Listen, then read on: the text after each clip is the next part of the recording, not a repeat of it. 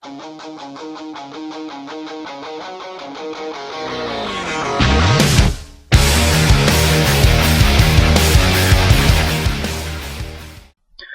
guys, it's Soulcatcher Teej.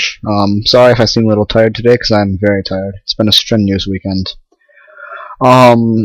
Today is the first episode, or this is the first episode of my new series, Worldwise, where I cover different internationally or United States specifically, oriented issues or concerns or celebrations.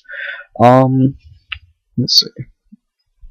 You see here, I am on the Economist.com, the global debt clock. So today is obviously a look into the economy. Let's see, we got $43 trillion, a little over $43 trillion in global public debt. Now, I'm not an expert on this, but I do have a very fair understanding, and you see right here, this is a scale, lower debt to highest debt. What is America? Highest. America and Canada, highest debts outside of the European nations, right here.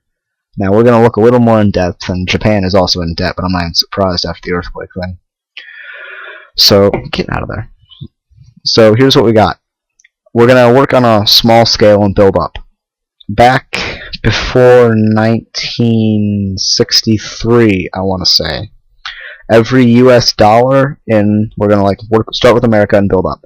Every dollar in US, those little pieces of green paper you see, were backed by real physical gold. And the majority of it was in Fort Knox, as you guys probably know. Now the likelihood that there's anything in Fort Knox anymore is probably 1 in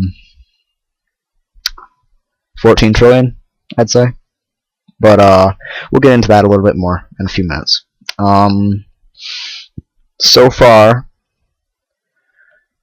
America is, specifically, we are hundreds, thousands, millions, billions, $10 trillion in debt. Doesn't seem quite right. I thought it was 14, but public debt per person is $33,555.71. So the reason that we're so far in debt is America needed money, so instead of upping taxes, which it could have done, it decided it would start just printing money. Now the problem with printing money is it causes inflation, and inflation causes prices to rise. That's one of the biggest reasons that that the price of gas, for example, has gone so far. Let's take a look at this. What was I going to search? Oh yeah. Price of gas timeline.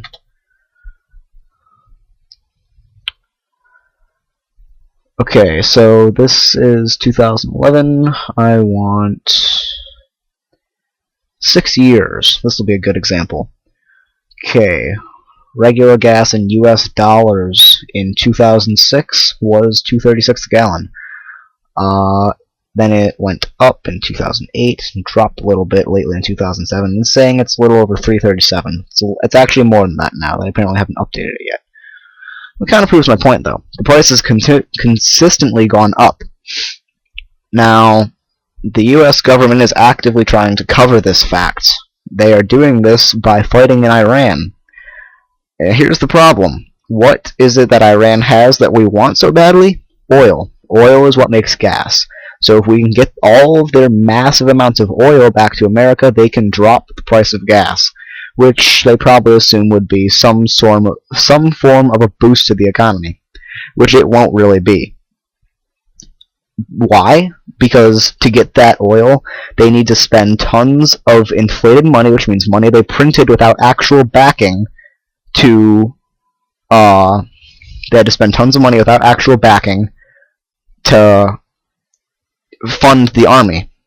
So, as I said, $14 trillion in debt because of backing. Now, it doesn't help that we're also lending millions and billions of dollars to these people, all these little countries around here. What's that, Turkey? And what would that be? Greece? That's a really bad one. Cyprus, Lebanon. Where are you? Iran. Iraq! Data not available. Syria in debt. Iran. Georgia. There's a little country in between there that I can't seem to get to. But it doesn't change the facts. We're still way in debt unnecessarily. So there's a few simple ways to fix this.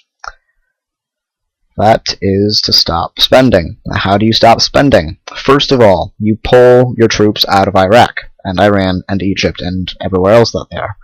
Now you're like, oh, but we're fighting the war on terror there. Yeah, bull. We'll look into that later. Now we're not even doing that anymore. Now we're just setting up governments with U.S. puppets over there, just because we want to control their oil. As I said before, let them control their own friggin' government. Pull the troops back here. Stop wasting money on military over there, and just look at defense.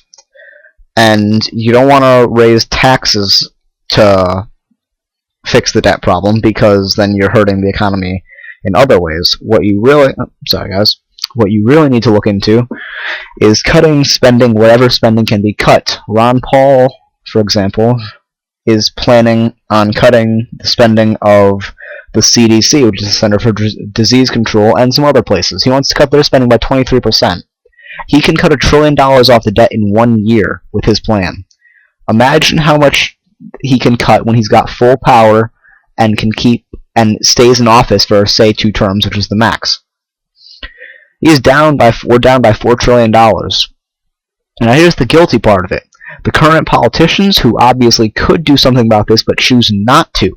Why don't they? Because they won't be alive when this falls. At the current rate, my children, my children's children, and my children's children's children will be paying off this debt. That $33,000 per person ain't gonna get paid off easily. And now, here is a video that very simply puts exactly what I was talking about. Where did you go?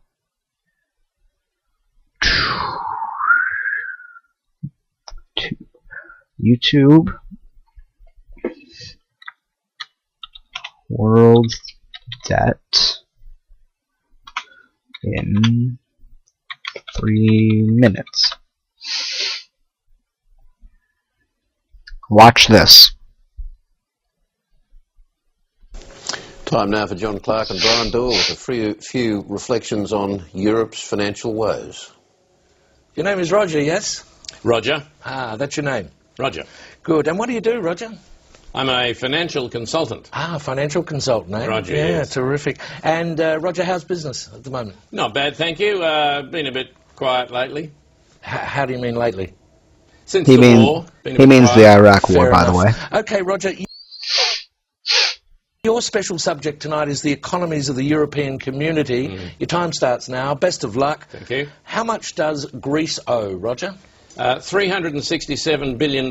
Correct. And who do they owe it to? Mostly to the other European economies. Correct. How much does Ireland owe? $865 billion. Correct. And who do they owe it to? Other European economies, mostly. Correct. How much do Spain and Italy owe?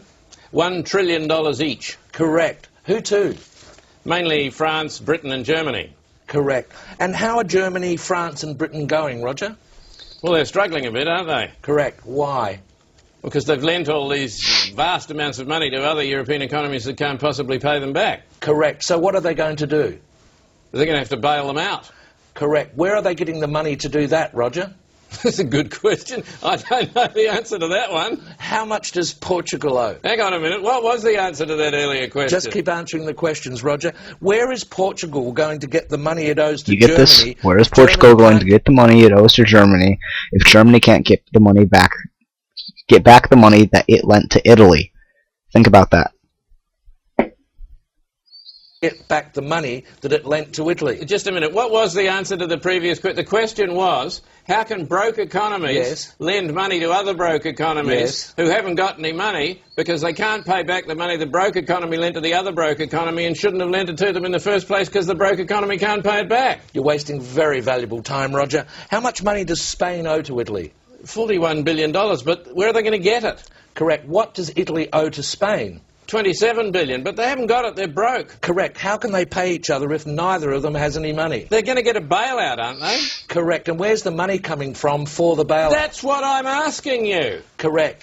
Why are people selling the European currency and buying the US dollar? Because the US economy is so much stronger than the European economy. Correct. Why is that, Roger? Because it's owned by China. Correct. And very well done. And after that round... Okay, so that doesn't matter. That ending part is the big one. You remember the ending, right? Yeah, the whole China owns America because it's got so much of our currency from lending that if China could be the real terrorist here. Why?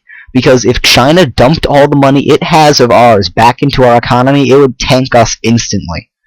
Like, y'all probably played Fallout or something. It would be like that. Oh, an entire economic collapse. A lot like the Book of Eli or something. So, this is China here. In comparison, only being in debt by $1 trillion is very good compared to $10 trillion. China is the ruling power right now out of all the big powers of the world.